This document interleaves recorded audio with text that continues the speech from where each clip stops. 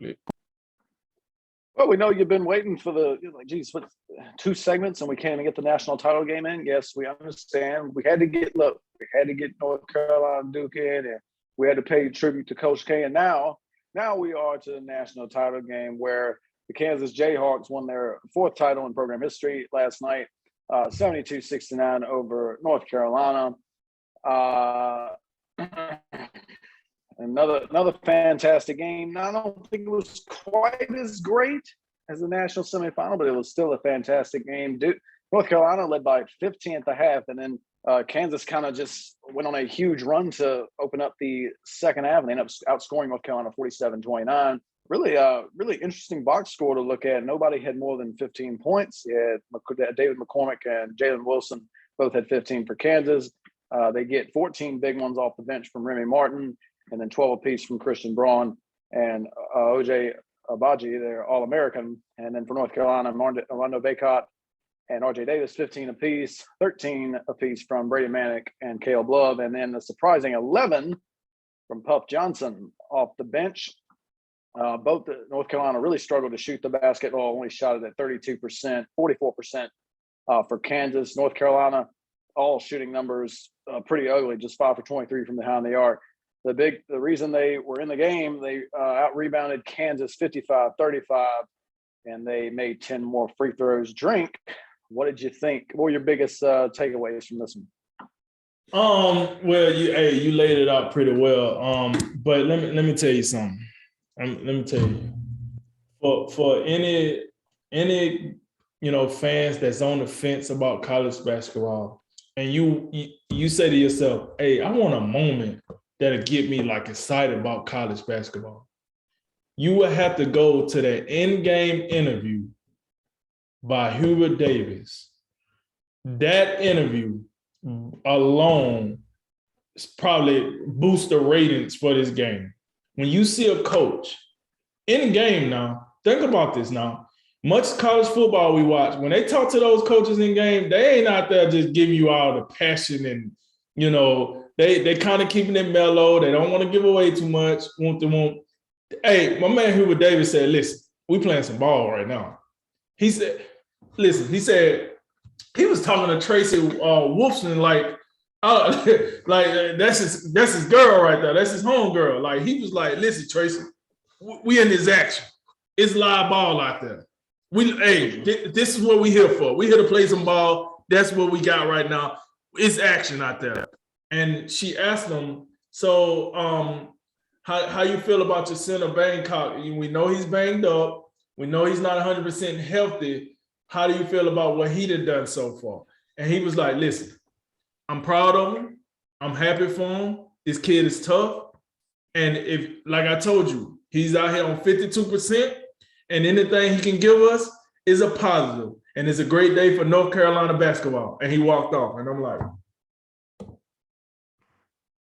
North Carolina should definitely win this game. Yeah, I'm telling you, I don't think there's nothing Bill Self can say that's going to motivate me like what I just heard. I'm just going to keep it real. That I was pumped. I was like, yeah. Then you get into halftime, right? North Carolina up by 15. I said, oh, me and Jay called this one in the bag, baby. Oh, yeah. And then the second half started, and I don't know what happened. Well, actually, I do know what happened. Well, I know what I've seen that I thought happened. I think Bill Self went in the locker room and said, listen, this big boy ball that they playing right now, we got to fix this. We got to get Bangkok out of the paint. We got to figure out a way to get him out of the paint. We got to get Manick away. We're going to have to pull them away. We're going to have to figure out a way to get Davis on the side. I don't know. But we got to, we're getting creamed on the boards. We have to figure out a way. And to Coach Self's, credit, he did. So what he started doing was he pulled McCormick out to the paint, which opened it because Bangkok got to go with him. That allowed more drives for the guards, the Browns, the Martins, those guys. And this Brown cat, I don't even remember if he took a jump shot, to be honest with you. I was thinking to myself, has this guy I felt like he drove the ball every time he touched it. I'm probably wrong. I probably turned my head and he took a shot, but every time I was paying attention, I didn't notice nothing but drives. Not to knock him. He still, he played what he played, but I thought it was a bunch of drives. But once that paint opened up, it kind of made Bangkok less effective as far as what he was doing. He was already not as effective because of his ankle, but once you pull him out now he can't affect the play at all. And I think Kansas, they took note of that. They started driving the ball more. And we both know when you start driving the ball, what does that do? They bring double teams and they leave somebody open. So then they started making shots. They started making 3 points. Now you got guys out here, and listen, to me, I think the MVP, and I don't know who the MVP was because I ended up falling asleep. Not gonna lie to the people, I ended up falling asleep. But I thought that guy McCormick from Kansas should have been the MVP. And the reason I say that is because I thought he was the game changer for them. He played well in the first half, I thought.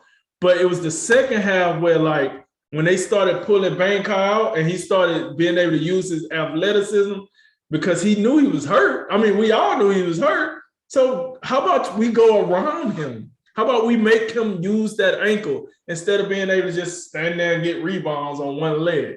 Just make him use it.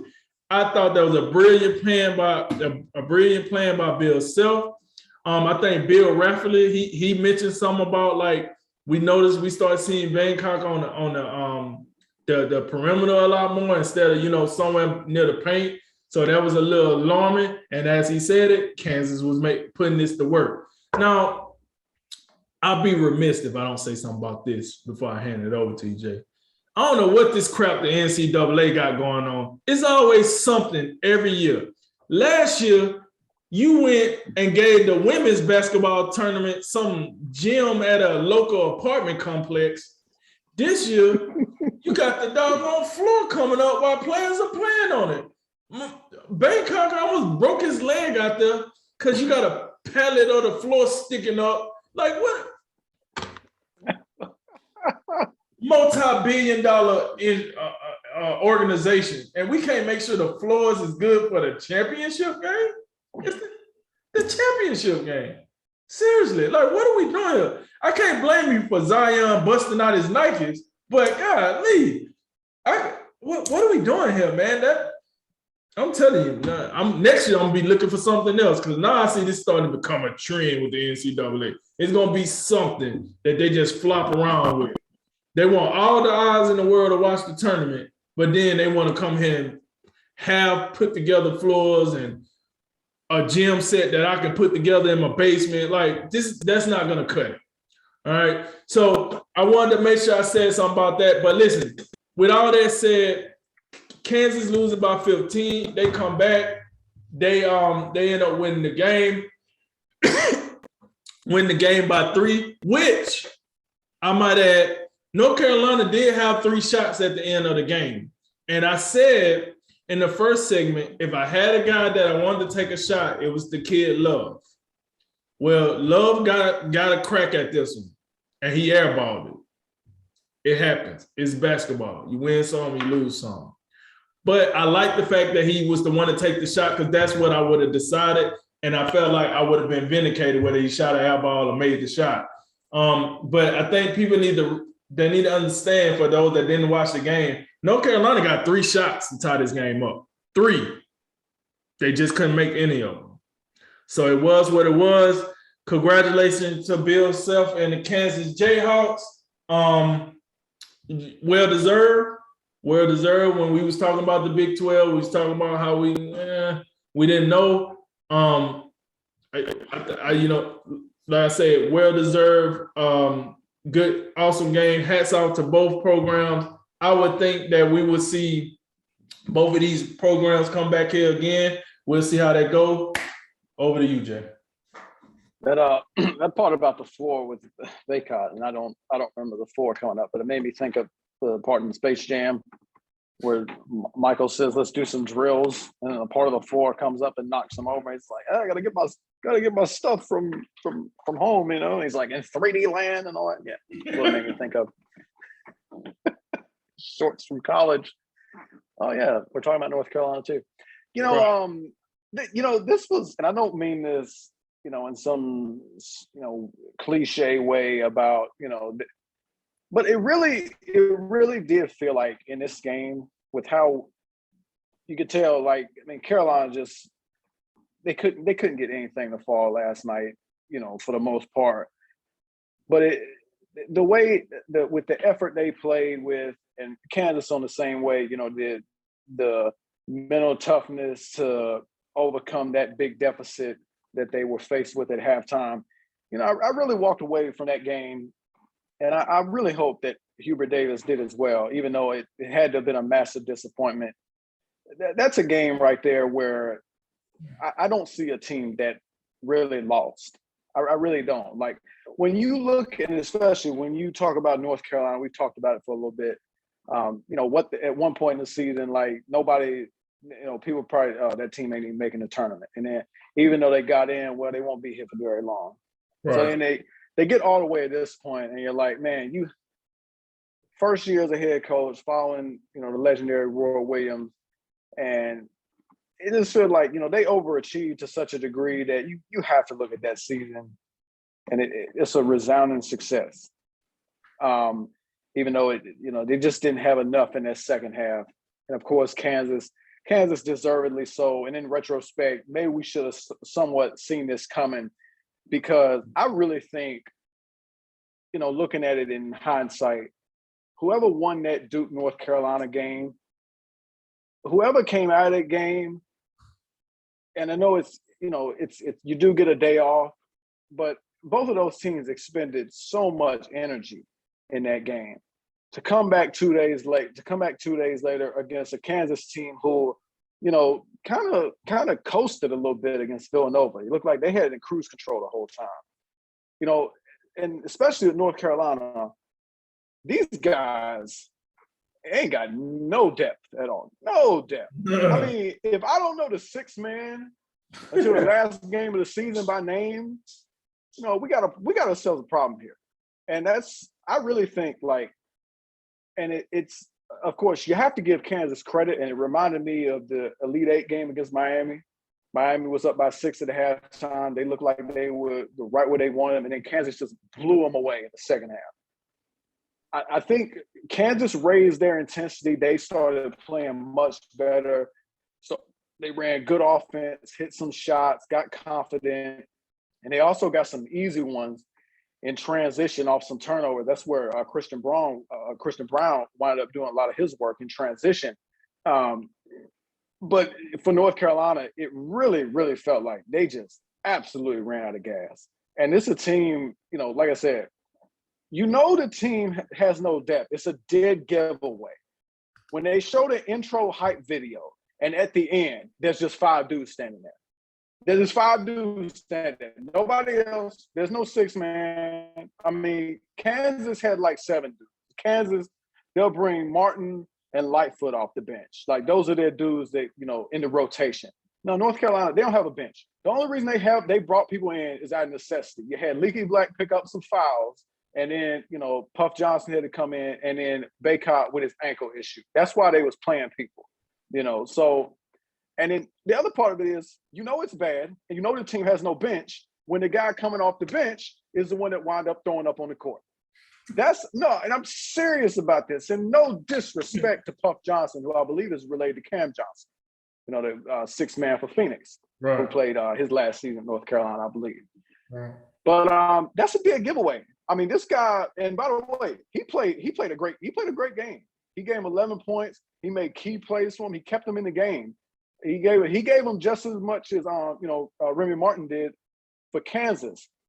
But I mean, it was clear that he was expending so much energy, and he not used to playing that many minutes, that this dude's couldn't. He was just out here hacking it up on the court. He had people come out with towels and, oh my, like, come on over here. And I don't even know why they even set him down. He should have been doing one of these, walking up and down, like, hey man, don't sit down and pass out. get one of them silver bullets in you, you know. So look, man, look, North Carolina, they, you know, sometimes you just get tired. They play 5 dudes, and then look, Baycott, we know he was dealing with the ankle, and then these dudes just started taking some body shots. Manic almost got his face rearranged early on in the first half when McCormick gave him one of them elbows accidentally, no intent or nothing. And then I think Caleb Love, he looked like he hurt his ankle in the second half. So these guys, not only were they gassed, but these were wounded. These guys were wounded. And I mean, Kansas just a little bit better. And especially when everybody's, you know, not at, you know, peak performance, they're not healthy. You know, it was almost sort of appropriate. And you know, look, Drink, I ain't seen this very many, but I tell you, you want a stat, I give you one.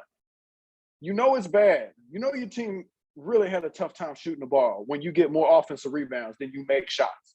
Carolina had 24 offensive rebounds and they made 23 shots. That is remarkable in an awful way. But it just reinforces the point. You talked about it. You got multiple shots to win the game at the end, but these guys are gassed. Absolutely. And these shots weren't close. And it's not only those last 3 shots, but think about that. 24 offensive rebounds, you was getting second shots the entire game. You couldn't make them. So, I mean, I really do believe that, I mean, sometimes it's real simple. And coming off that emotional win against Duke, where they expended all that injury, Baycott's ankle, and you can tell, I mean, he shot, I think he shot 6 for 23 in the final 4. He obviously was still a consistent force on a rebound. He grabs 36 rebounds in these 2 games. So I mean, that guy's a warrior. He's a guy who I think everybody can get behind and root for with just the way he plays. And, you know, Brady Manick, Caleb Love, RJ Davis, and even Leaky Black. I really think North Carolina, there's some guys that I think it's easy to root for all of them. And, of course, Hubert Davis, what he does from the sideline. But they need more depth. And that was kind of, you know, and I agree. And I don't know who won most outstanding player for the Final Four, but if I had to take a guess, it should have been McCormick, especially when you combine what he did in the game against Villanova, 25 points, 9 rebounds. But when they were able to kind of, you know, run a few different sets, and especially when Baycott went out of the game, the keyest play late in the game, aside from those Martin 3-pointers, was when McCormick got Brady Manick behind him and just started locked up, just backing him down, and was just too big and too strong. Right. And because Baycott and McCormick was a fantastic matchup, because neither guy was getting pushed around it. But yeah, Kansas just a little bit better. I think their depth, you know, even though Lightfoot didn't really do anything, he at least came in there and, you know, was able to log some minutes. And then, I mean, Martin's 3-pointers really were a big difference. Carolina went 5 for 23 from 3, and Martin was 4 for 6. His 3-pointers in the second half were definitely key. And the last point, you know, we talked a lot about Hubert Davis, and rightfully so. But again, Bill Self deserves a lot of credit. You know, we talked about him a couple of years ago, wondering what kind of program are you running. Look, he came out there. His team had a great year. He kept them together. You know, different rotations, making adjustments after some tough first half. I mean, hats off to Kansas, and of course, hats off to both teams because it was a fantastic game.